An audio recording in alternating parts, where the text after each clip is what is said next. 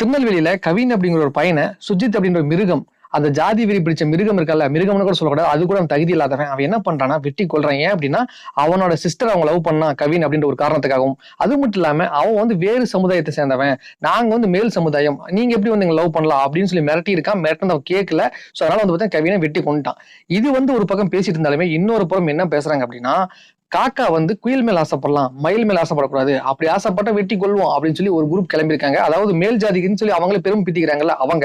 So இந்த இடத்துல கவின் அப்படிங்கிற பையனை வெட்டி கொன்னுட்டாங்களே அப்படின்னு வருத்தப்படுறதா, இல்ல இந்த மாதிரி கமெண்ட்ஸ் பார்த்துட்டு இந்த உலகத்துல ஏன்டா நம்ம பிறந்தோம் கேவலப்படுறதான்னு தெரியல. ஏன்னா அந்த மாதிரி இப்ப ரீசெண்ட் டேஸ்ல நிறைய விஷயங்கள் நடந்துட்டு இருக்குது. இதெல்லாம் பார்க்கும்போது நமக்கே ஒரு செகண்ட் வந்து பாத்தீங்கன்னா, இந்த உலகத்துல நம்ம பிறந்தது எதுக்காக, ஏன் பிறந்தோன்ற வந்து கேள்விக்குறியாக்கிறாங்க.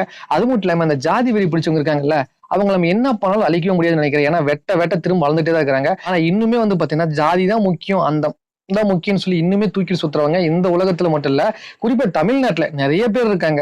ஏன்னா இங்க மட்டும் தான் மூளைக்கு மூளை ஜாதி, அந்த ஜாதி இந்த ஜாதி, ஜாதிக்குள்ள சப் டிவிஷன் டிவிஷன் அப்படின்னு சொல்லி வந்து பாத்தீங்கன்னா ஏகப்பட்ட இது லொட்டு லுசுன்னு உள்ள வச்சுட்டே இருக்காங்க. போக்சோக்கு எப்படி தனியா ஒரு சிறப்பு சட்டம் இருக்கும், அதே மாதிரி இந்த ஆணவ படுகொலை செய்யறவங்களுக்கு கண்டிப்பா சிறப்பு சட்டம் இயற்றணும் அப்படின்னு சொல்லி வந்து பாத்தீங்கன்னா பல வருஷமா வந்து பாத்தீங்கன்னா கோரிக்கை வச்சுட்டே இருக்காங்க. ஆனா இதுவரை எந்த ஒரு கவர்மெண்ட்டுமே எந்த ஒரு ஸ்டெப்ஸும் எடுத்ததும் கிடையாது. எனக்கு ஒரு விஷயம் புரியல, மக்களுக்காக சட்டமா இல்ல சட்டத்துக்காக மக்களா? இந்த மாதிரி ஜாதி வெறி பிடிச்சவங்க எல்லாம் கண்டிப்பா அடக்கணும்னு வச்சுக்கோங்களேன். கண்டிப்பா இந்த மாதிரி சிறப்பு சட்டம் ஏதாவது ஒண்ணு வேணும். அப்படி இருந்தாலும் மட்டும் தான் அடக்க முடியும். இல்லைன்னு வச்சுக்கோங்களேன், ஒரு வருஷத்துக்குமே ஏதோ ஒரு மூலையில ஏதோ ஒண்ணு நடந்துட்டே தான் இருக்கும், தெரிஞ்சும் தெரியாமலும் கூட. நாட்டு எல்லையை தாண்டினா நம்ம மொத்த பேரையும் வெள்ளைக்காரன் கீழ் சாதியா தானே பாக்குறான்.